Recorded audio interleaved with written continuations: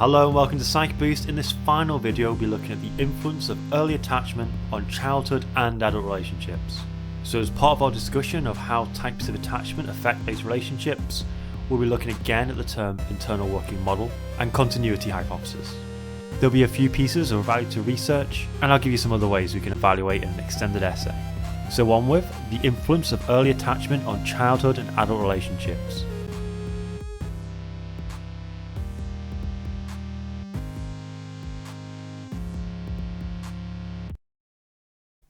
So let's start with two terms that by now we should be quite familiar with: internal working model and continuity hypothesis. So the internal working model is a term from Bowlby, and it's the idea that infants develop a schema. And this schema is based on the attachment they had with their primary caregiver, usually mum. This schema is going to stay with them all their lives, acting as a template for later relationships, such as romantic relationships or their own parenting style. It's going to tell them whether the people they're with can be trusted. It's going to tell them whether they are lovable as individuals. And this is linked to the continuity hypothesis, the idea that future relationships match current relationships. They follow a pattern, and it's based on this internal working model template.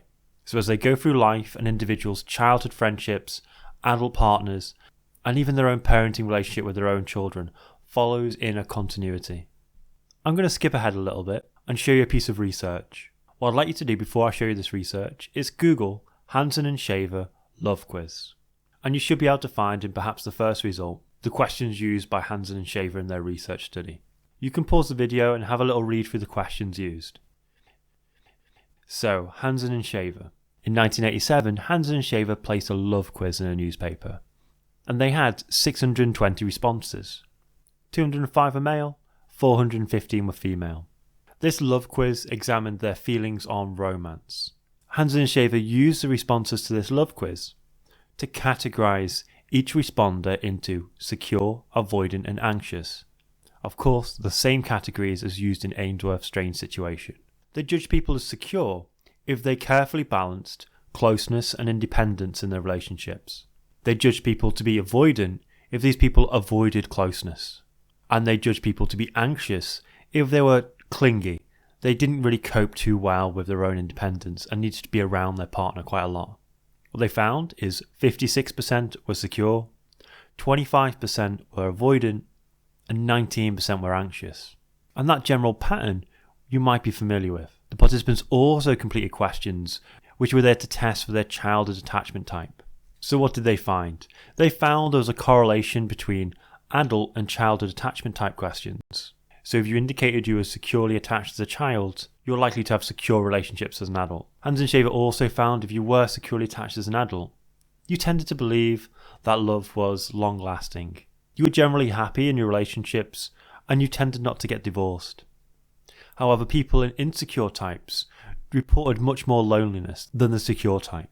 And also, as I said, the percentage of types found in each category was very similar to what's been found in Ainsworth's strange situation used in infants. So these results suggest that there is a link between the type of attachment you get as an infant and the type of attachment you show as an adult. Now, Hansen and Shaver's love quiz is a study we could quite heavily criticise. It is correlational research. It's not showing cause and effect between infant attachment and adult attachment. There could be a range of other factors involved. Also, it's a volunteer sample. The type of person who will get back to a newspaper love quiz might not be the average person on the street. They might be overly friendly, overly helpful, or have some other distinctive characteristic. Another problem is this is a self-report method. People might have answered in certain ways in order to look good, or they might simply not have been able to self-reflect in a way that was clear and accurate. They might have had certain biases about their own childhood or their own adult relationships. And I've got a particular problem with completing questions which test for childhood attachment type. And I'll come on to this more in the evaluations at the end of this video. So let's come back to this section. If we need to measure adult attachment, we have Hansen and Shaver's types. So an adult's relationship type is a continuation of their infant type. And this is according to Ainsworth's secure, insecure avoidant, and insecure resistant types. Quite simple if we're familiar with the strange situation. There is also another way to assess adult attachment, And this is the Adult Attachment Interview, developed by Main and other researchers. This Adult Attachment Interview, or the AAI, is a set of 20 questions that take about an hour to deliver in a semi-structured interview. So the interview does have a plan, but the interviewee is allowed to wander around these points. Now the responses from the interviewees reveal their internal working model. Now it's coded, it's scored, not based on what people say, but on certain qualities of the conversation that they have with the interviewer. If the interviewee is dismissing, if they're perhaps a little bit defensive when the questions are asked, maybe they try to change the subject quickly. We'd then identify these interviewees as insecure. We would identify those people who had a relaxed style of interview, who didn't seem to mind talking about their childhood experiences in a very relaxed fashion, as secure or autonomous according to the AAI. A category called preoccupied are the group of people who tend to overthink individual experiences and dwell on events in an excessive way. And a final type, unresolved, would be those people who reveal significant childhood trauma. Now, one interesting thing about the AAI is if you carry out this assessment on somebody, you can then predict not only their own early attachment with their mothers, but also their attachment with their own infants if you bring them in to do the strained situation. So you do see a continuity. Early attachment, adult attachment, and attachment with their own children, all linking up. If we consider early attachment and the success of childhood friendships, well, we'd be talking about the internal working model, the continuity hypothesis, and stating that it's expected that children who have secure attachment types will go on to be more socially capable in childhood. So having more friendships and higher quality friendships than insecure types. And this is because of the development of an effective internal working model. Now, I love the opportunity to use an evaluation in two places. It means there's just one less we need to remember. And this evaluation is perfect. It comes from the role of the father, and it's verissimo. So in the role of the father, I told you about a study in which preschool children's relationships with both their mothers and their fathers were observed. These assessments are then compared with a follow-up assessment at the children's nursery. And what was found is that a strong attachment to the father was a really good prediction, in fact the best prediction, of going on to make a large number of good quality friendships in school. This suggests that a strong attachment, in particular to the father, is important in the socialization process, influencing the quantity and quality of childhood friendships. Now I've given you a piece of research on early attachment and adult relationship, Hansen and Shaver. And if you wish, you could just remember that one. Though Hansen and Shaver is a very popular piece of research, McCarthy just has the edge in methodology. McCarthy studied 40 women. These 40 women had already been assessed for their attachment style when they were in infancy. That means childhood attachment didn't need to be based on perhaps inaccurate recall of their childhood attachment type. What was found was that adults who had long-lasting and secure adult relationships in both friends and romantic relationships were those that when they were an infant were assessed as secure.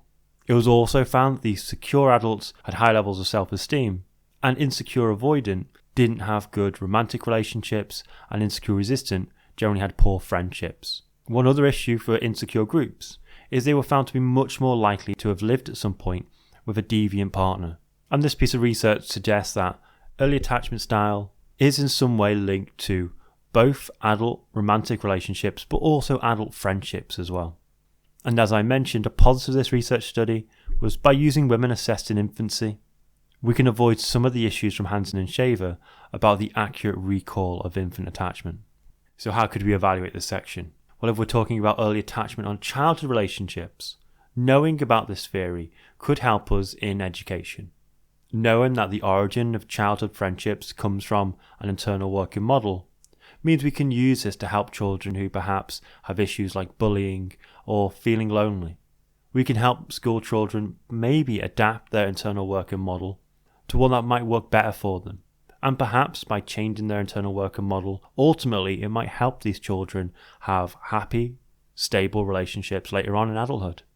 A negative of this research, though, is it must be correlational. You can't set this up as an experiment. Because it's correlational, we can't establish cause and effect relationships. It could just be that other factors dictate the quality of both the infant and adult attachment. And one suggestion of quite a plausible factor is the temperament hypothesis by Kagan. This is a simple suggestion that infants are born with a personality. They're already born with a biological way of acting, and may be passive or they might be challenging. Now this personality that they're born with results in the type of caregiver-infant interaction with mum. It's not mum's fault if they have an insecure relationship. It might just be the personality of the baby. And this might mean, if personality is genetic, that they also have adult relationships because of their genes, not because of their childhood attachment. In fact, the temperament hypothesis does give a good explanation of much of what we've spoken about. Another criticism, I touched on it briefly before, is there are problems with using self-report methods in this area of psychology, especially if you're trying to use self-report to assess childhood attachment type. Memory is, of course, reconstructive, and that means it's very unlikely to be highly accurate. And another point to make, the continuity hypothesis is very deterministic. It's suggesting that the type of relationships we have as adults is entirely due to this internal working model. We develop it in infancy and it dictates whether our relationships succeed or fail. Now, we like to think we make decisions about our relationships. We have conscious control about who we stay with and whether we decide to end a relationship or not. This theory, if someone feels that they had an insecure attachment with their parents and they hear about this theory, it might make people feel doomed that they're always going to be in poor relationships. I really hope you found this video useful in studying psychology. 3 things help this channel grow a lot: likes, comments and subscriptions. Thank you so much if you've done any of those things for this video.